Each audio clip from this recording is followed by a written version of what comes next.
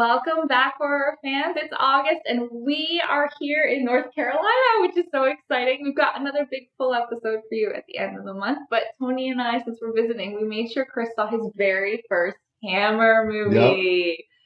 I'm not going to lie to you, part of it was determined by what was available on streaming services easily here. But we managed to get a really great classic, which is Twins of Evil, 1972. You got the it's not Collins, is it? It's Collinson Sisters. Mm. And you got Peter Cushing. There's like witch hunts. There's vampires. It was everything that you could possibly want. And basically, it's set in this small town. Peter Cushing's the witch hunter. His nieces come to stay with him, and one of them gets lured away by a vampire. Ooh. So, Chris. Yes. What did you think of your first Hammer film? I liked it. It was very 70s. Definitely hit the mark there, but I did like it. It was entertaining the whole way through. Like, it was not, there didn't seem very slow. I could follow it pretty easily. It was good, and there were twins, and yeah, what's wrong? One of them was evil. One was evil, and there was, crazy, sadistic, like Satan worshipping count who liked his ladies, and so and what's not to like for? And the crazy sadistic guy who worships Jesus and God. Yeah, it was very both, right? Like Peter Cushing's character Gustav is super religious, like looking for vampires, so basically they're hunting all these women that are witches. Yeah. And then you have the Count who's just like hiring out people to come and exorcise the demons and murder people in his castle. As you do when you've got little.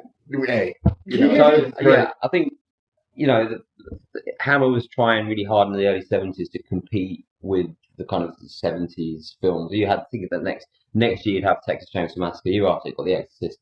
So Hammer was known for this gothic stuff, and it was getting a bit tired. So in the 70s they were trying to up the sex and up the gore, and this is kind of where this one fits in. But it works really well, I think. I thought so. And also another important thing is it's the third in the Karnstein Trilogy. So you got Vampire Lovers, Lust for Vampire, and then Twins of Evil. And I think it's probably the better one of the three. I think it's the best one, and I haven't seen them yet. You're right. The trilogy basically is around the Karnstein family, so you don't necessarily follow one member of the family. It's just that family. Yeah, so Carmilla and Mikhaila and other anagrams. Yeah, all the anagrams of Carmilla, basically. But I think that they of the trilogy, this is the one that had the most going on in it, because it wasn't just about the family, which is what most of them are. You have that side story, but then you also have Peter Cushing's story, and I think that's what helps the film. Yeah. Is there's two, like you said, they're basically opposite ends of the spectrum. You had the vampire angle, and then the kind of the witch finder angle, you could talk about that forever. But it worked. That's what made it work really well, I think. And we're talking about this as well. The Peter Cushing's character, the guys work, the Brotherhood working for the side of good and all things holy, actually kill more people than the vampires do. But definitely true of the first half. I'm not sure if that evens out at all, but but that's quite interesting. And they were pretty nasty. Peter Cushing's character, I thought was, he was misguided. Oh yeah. I think with a lot of the others in the Brotherhood and the other sort of Witchfinder films, their motives are questionable. They want to they're a bit nasty. They've got a bit of power. They want to go and fondle women in the and do nasty things to women. I think Gustav Wild's intentions were honourable, although obviously very misguided. I'd question some of the Brotherhood's, intentions and motives. I think they're probably just, we're safe, we kind of follow. He was definitely he was leaning towards, like, the good, like, what he believed was following God and, like, getting rid of evil, which is, we disagreed on this to begin with. Oh, it's interesting because Peter Cushing's the antagonist. Or he's the bad guy. He's not the antagonist. And I watched, and halfway through I was like, well, he's not the bad guy. Obviously, it's the Count. But he is the bad guy, like you said. They killed more people than at that from what we saw than the Satan people. But I was like, well, he's following what he believes. I guess they both were following. They were both doing it. Yeah. I think but one was doing it from the good book, and one was doing it from the bad book. But I think a really important thing in the story is that he needs to be the bad guy because it's kind of his story. He's the only one that changes. he has the character arc. The twins stay exactly the same. Frida's devil-worshipping wild child. Maria is the nice, sweet one. All of the guys who are on this mission with him remain desperate to burn women. They don't care who. Nobody else. The hero, as it were, the guy who falls in love with the girl, basically doesn't change the whole time. It's Peter Cushing's story. And so he starts out this really, really rigid, hard line. I don't care. I'm burning people without trial. And then when his own family gets involved, he's forced to be like, oh, sometimes I'm wrong. And he then almost has, spoiler alert, it's the 70s, he has this climactic moment where he is certain he's doing what's right. He's killing a vampire, which all of us are on board with. But they've swapped because it's twins for Maria. Right. And then he realizes, oh my God, he has that moment where he shows the cross and Maria's like begging for God's help. And he's like, oh God, I almost killed an innocent person. And so he has to be the bad guy at the start for that to work. 100%. So I think he is the bad guy, just not all the way through the film. And what's interesting with Karnstein as well, up until he's visited by Carmilla, he's a cheeky kind of lord, and he gets away with stuff because of his position. But Dennis Price's character Dietrich was kind of putting on these shows. There was nothing real about the Satan and what he was doing, or if he maybe thought he wanted there to be more, but it was literally pantomime. Yep. That was going on in his castle, whilst Gustav Vile was literally out killing people. 100%. Yep.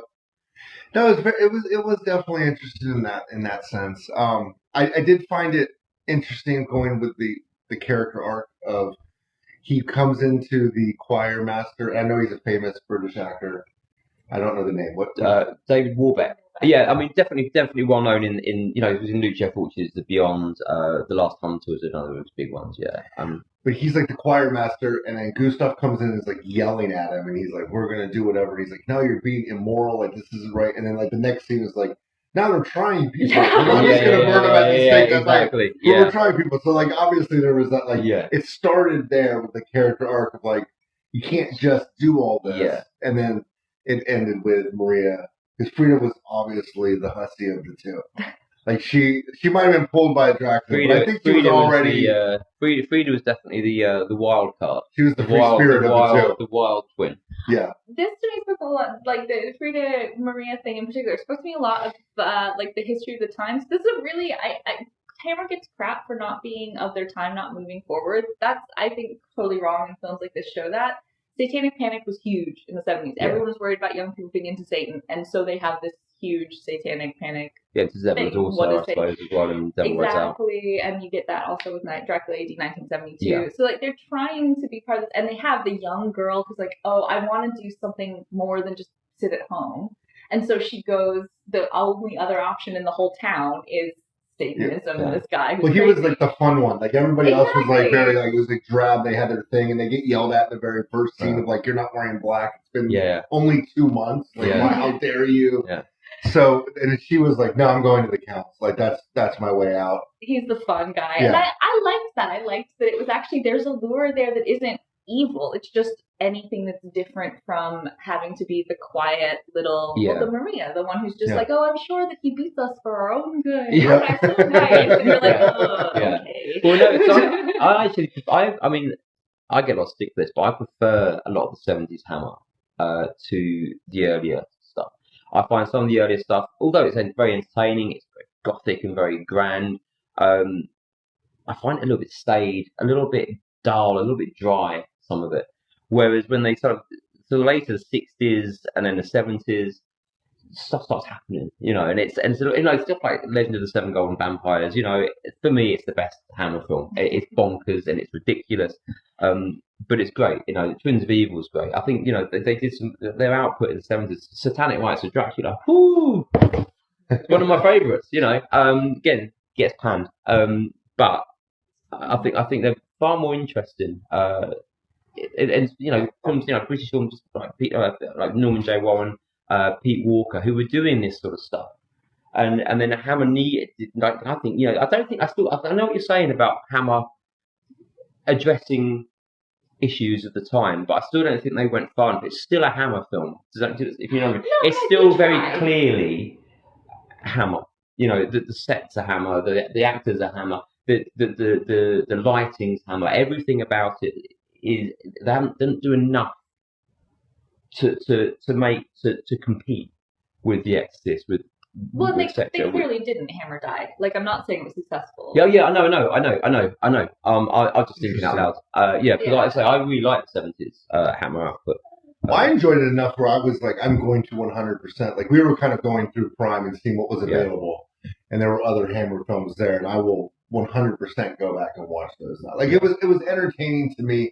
I do see what you're saying though, because I don't think that's right now, but back in the late 80s and 90s, maybe you'll remember like the Disney movies. Yeah. It felt a little bit more for children, even if they were doing an adult movie, than the adult movies were. Like, there was definitely a divide of like, this isn't Disney. Now there's some things now where Disney has they've kind of grown up into found their footing in that. But I remember seeing that where you're like, oh, you could just tell, like, this is a Disney film. Yeah. So I guess Hammer had that same that stigma where they were trying to get out of their own way. Like, they had a way of doing it. Times changed, and they didn't really kind of keep up with all of that. But I will still go back and watch all those. Oh yeah, Satanic Rites of Dracula. Satanic Rites of Dracula is a great film. Again, Peter Cushing, Christopher Lee's in that. Legend of the Seven Golden Vampires, classic. That's crazy. These are the ones that we were looking for. We could not find. I was like, well, we could purchase it, or we could buy like an app that like you pay for for this one movie. I'm like, or we could watch this one. So we watched the. No, I understand that Ingrid Pitt, who was Carmilla in The Vampire Lovers, was asked to come back and do that scene in Twins of Evil when she comes back, but she declined. I don't know why. I don't know the ins and outs. That's the great grandmother. Yeah, the great grandmother. Yes, because you're supposed to constantly get it on with his great grand or whatever it is. Well, if you're gonna go full Satan. You might as well have an incest. Yeah. I mean, I'm sure that's probably a Pornhub search. I don't know. Not on my search. Not anymore, anyway. No. Yes, go on. I think, though, that ended up being a good thing, because I think if you'd only had Ingrid Pitt in there for that little bit, quite a lot of people would have talked about her being the lead in the movie. I think it's good that the sisters, the Collinson sisters, were the sort of focus, because their dynamic's quite cool. I think they're really fun. They did a good job. Screen. And it was the only, I think I've got this right, it was the only film they did. Yeah, I think so. I think it was the only film they did together. Yeah, or definitely together, so I assume so. I think Madeline, the one who played Frida, did a couple other films, but not with her sister. Oh, okay. Okay. Somebody can feel free to correct me on that. That's top of my head. She was the wild one. Yeah, she was the very. She's the one that everyone liked. Yeah, that's I think why I think she was able to play off of that. And again, I think that the producer saw they were Playboy models, and I think the producer or somebody saw the magazine with them and literally wrote the film for them. Wow. Yeah. That's quite cool. Which is pretty cool. Yeah, and they did a good job. I thought I'm surprised they didn't do a little bit more, but they did do well. And Peter Cushing put in a great performance. I know we talked about this the other day, when his wife was particularly poorly. I think she died in 73, 74. And this was 70. He made in 71, came out in 72. I think something like that. And his performance was. I mean, Peter Cushing, as we know, is like the gentleman of horror. Usually plays the very kind. Like Doctor when he does the Doctor Who, he's a bit scatty, but sometimes the English gentleman is very kind of Van Helsing or whatever. I know he kind of crosses that in when he plays Frankenstein. He can be quite evil in, especially Frankenstein Must Be Destroyed. But it's quite interesting to see him play someone quite so nasty, and like you say, his character arc towards it's. Well, I mean, it's one of those things. His family get involved. It's like Not in My Backyard, isn't it? This is what I'm going to do. And hang on a sec, it affects my family, so let's just change. Over there, we're not going to she's getting burned tonight. We're going to have a child, and we're going to put him in jail. We're not going to burn this one straight away. Right. Which is pretty unpleasant itself. That's quite an unpleasant sort of trait, isn't it? But I think in itself. Human. I think one where that everyone immediately sees as like, that you probably know someone like that, or I think most people. I think we all are. Yeah, I was going to say probably most people are very much like everyone has their set of rules. Yeah, and then your kid comes home. Then it's like, it's yours. You're like, okay, maybe my rules aren't as rigid as I thought. We can try to figure out another avenue. Yeah. But it's interesting because when they find out, so before they were just going off of assumptions. They take the Brotherhood meetings and like, well, she's a witch. And like, let's go get her. Yeah, she's alone in the woods. Yeah. And like, she won't take a husband. Like, she's a witch. Like, there's no order. Yeah. But then with Frida, she kills somebody, one of the Brotherhood, and they're all like closing in on her anyway. So they see this happening. She tries to talk her way out of it. She sees the cross, the fangs come out. He can see it, so he knows he has to. But you can also see like, oh wait, we said there was going to be a trial. You know, like we said we were going to try that, and you're like, wait a minute, like that would have been like the first time you actually saw it. And you're giving him a let off. Yeah, exactly. I also did laugh at the part where when he's in with the choir leader. Who's like, you have a lot of books about vampires. Oh, I study history. And I'm like, oh, wait, is that really history? But like, he was like the telltale sign of like, you know, this is how you kill a vampire. Because everyone's going to burn him. Like, well, you can't do. They mentioned it like 3 times. You can't burn a vampire because the soul will just latch onto somebody else. So you have to. Gotta behead him or heart. That was quite interesting though, because the David Warbeck character, the choir master Anton, he didn't really do much, did he? The film, there wasn't much going on. Usually, that's the kind of the sort of Peter Cushing role, of Alfred's role, or whatever. You know, the protagonist making sure everything's happy in the end, and we see Anton sort of spearing bulls, don't we? At hunting at the beginning. So we kind of think, I think I know what's going to happen to that vampire. But it doesn't. There's not really the character, like you said. The story is the narrative is focused more on Gustav Weil and to a certain extent Count Karnstein. And then you've got the kind of, it's almost, well, we've got to have something else in. So we'll get, so you've got the school with the the attractive ladies and the choir master, handsome young choir master, and they obviously they need that sort of third side of the triangle, I suppose, Anton. But he's very much kind of sidelined by the other two. See, the film historian in me wants to believe they did something really clever here. Oh, okay. So I apologize, I'm going to give a little bit of a feminism thing, but I think there's some validity to this. So you watch all these horror movies up till the 70s, and even through the 70s, there's very often, the men have all the interesting things to do, and there's a cliche woman who's around. Her job is to be around, part of the love interest story. Right. She occasionally gets into trouble, but that's like just it. In this film, all of the women, there's only 3 like main women. There's the one who turns into a vampire. She's there for 2 seconds. There's the Gustav's wife, and there's his nieces. The nieces are quite interesting and dynamic. They've got their own thing going on. Quite a lot of their story is this tension between them, as well as the fact that Frida wants to go off. It's causing trouble for Maria. So they've got something interesting going on. The wife kind of tries to stand up to Gustav, so she's doing interesting stuff. So instead of the cliche damsel of distress, you have the cliche hero man. Okay. He's there, he's pretty, he throws a spear, he gets the girl. And it's like quite a flip of what we usually have as the cliche damsel. So I, as a historian, loved that. That's quite interesting. And also you've got that, I suppose that backs that up a little bit. I'm just thinking out loud. Anton's sister is actually quite a stronger character than Anton is. Yes. Yeah. There's the school that runs the school. So usually that would be, like you say, the other way around. It'd be the stronger husband with the kind of more timid daughter, sister, whatever. And then you've got that reverse, which is quite interesting actually. Yeah, I thought that was really progressive and quite cool. So so obviously in the 70s, Hammer upped the nudity, the lesbianism, the boobs, and they're always known for their boobs, their cleavage, and everything. There was more coming out in the sense of is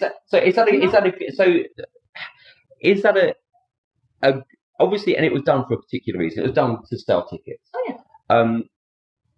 Could you argue is that a good thing? Are you talking about feminism, or where are we with that? It's gonna sound like a cop-out answer, but I think it's the honest answer. It's movie to movie. Like this movie is a really good example. They keep giving you almost boo.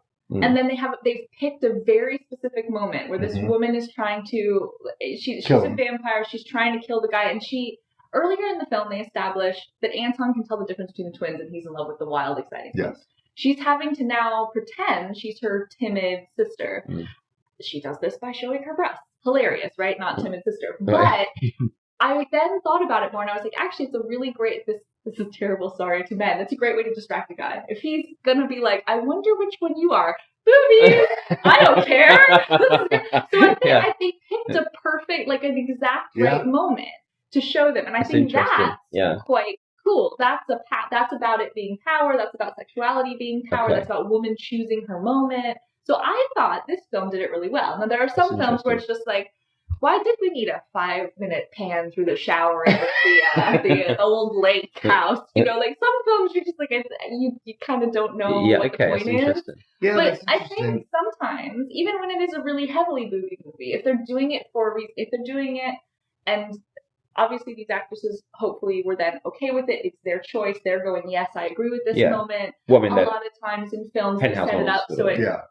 Yeah, in this film, obviously, very much. But yeah, sure. But like in other films, you talk about like this is typical slasher films, and you've got always like the sexy scene before the horror scene. Mm-hmm. But that was an emotional thing they're trying to do. They get you all excited, and then they get you scared. I will say that's a good point, because there was really like there were a couple scenes I'm like, wait, for as much cleavage, because every angle they show is them leaning over a railing with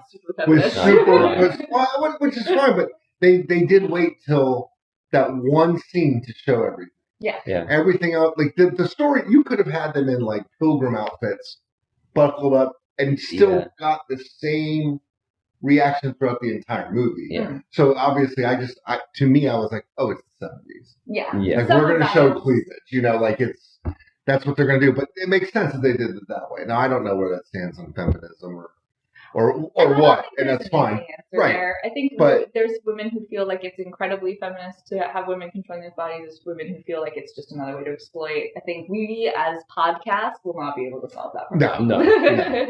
Nor do I want to even attempt. No. Because you're only going to offend half the people. Yeah, exactly. And talking about Anton again, just briefly, we've got to mention he was a well-known actor, David Warbeck, who was in.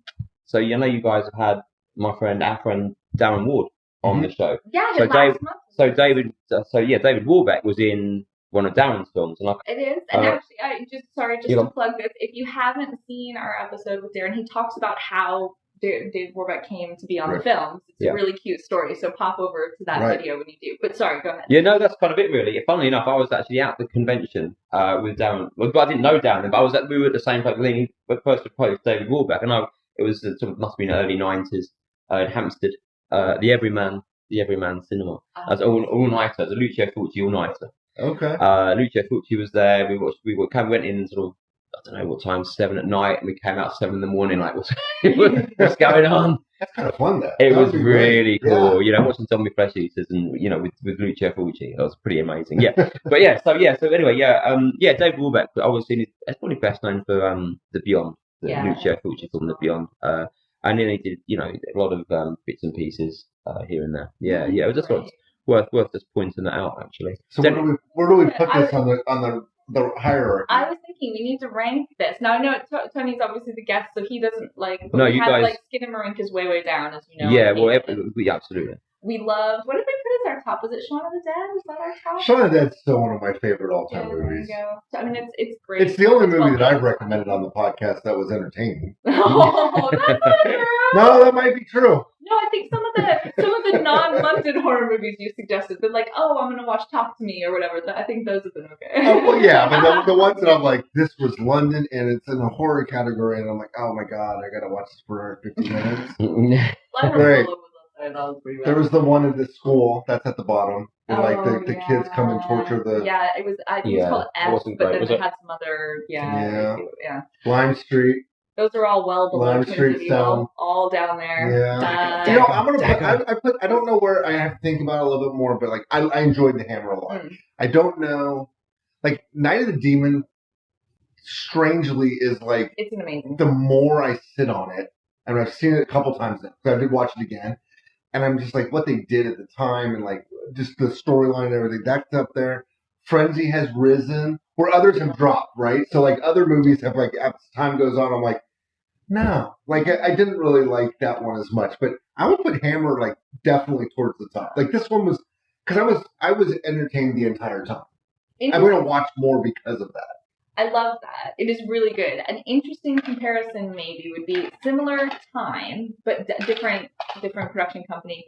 The Abominable Dr. Fives that we watched. That's of the that's of a similar time. Very similar. Very similar. Very interesting. Totally different vibes. Totally different. Production companies, but how would you? Because that's a tight one. Yeah. I will admit to slightly liking Fives a bit more, not because Twins of Evil isn't amazing, just because I really, really love the costumes and set design in that. Okay. It's a terrible reason to prefer a movie, but I love looking at that. I put Fives a little bit ahead of it because of the kills. Oh, yeah, I mean, so this one doesn't have, like, crazy... I love crazy kills. Well, I like zombie movies and stuff like that, but you've got, like, the frog mask. Yeah. And then you have the guy... That's the same movie where they drip... He somehow figures out how to drips the goo on it.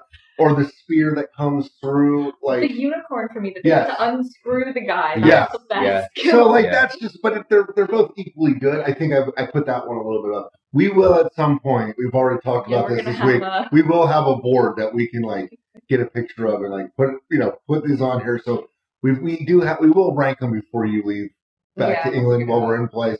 We're going to get Tony's expert opinion on them when we have a debate. He will be the tiebreaker. Yeah. Wow. Okay, so then where do you... I know you don't know the whole scale. Yeah, like, no, I mean, from what you said, from the ones you just mentioned, other than Night of the Demon, it's going to be right up there. Would I put it up above Fives or not? Like I said, Fives is great. It's got that very witty script, very black humour. It's so fun. The policemen are hilarious in it. They're absolute. The humour's fantastic. But like I say, the kills are brilliant. And actually, just talk about Twins of Evil very briefly again. You've got the usual kind of hammer lot going on throughout the film. All of a sudden, that second half, there's blood everywhere. That cleaver in the head. They chop the head. That's true. Yeah, and then you've got the spear through the stomach, and there's some really cool stuff in there. I'm gonna put it on par with Fives. I think. No, I'm not. I'm gonna put it slightly under. I can't lie. I think we're gonna have to. Yeah. I mean, I love Twins of Evil. Twins of Evil was one of those ones I watched as well. When I was a kid, and I say this all the time, but Sunday morning we'd take the double bill the night before. I'd come down in the morning, watch them with my mum. Twins of Evil was one of those ones I remember watching, like Vampire Circus and probably Fives as well. But yeah, Twins of Evil I definitely remember. So I've got a soft spot for it. And also, as a sort of 10-year-old boy, boobies. I was going to say, as a 10-year-old boy, like that movie really hits the mark. Exactly. And you got some good kills. Exactly. So no, it's definitely right up there. It's one of my favourite Hammer films. It's not Legends, it's Seven Gold Vampires, probably not Stanley White's Dracula, but it's definitely up there. Awesome. Okay. And so then I want to always leave with that. Do you think you'd recommend this? Yes, 100%. And I would recommend it going back. You remember when we started and we were like, well, how would you get people to start watching horror? Yeah. Like, what would you recommend to someone that doesn't like horror? I think this movie falls into that. Where like, if you like horror, you can enjoy this movie. Yeah. If you don't like horror, you can also enjoy this movie while dipping your toes into it. It's not over the top scary. It's not. There's not. I mean, it might have been in the 70s. Like looking back at it now, because the news is scarier than what you see there. So I would recommend this to whoever. Be like, oh, you don't know if you like horror movies. Well, here's a 70s movie. Yeah. But it ticks with the boxes, doesn't it? Yeah.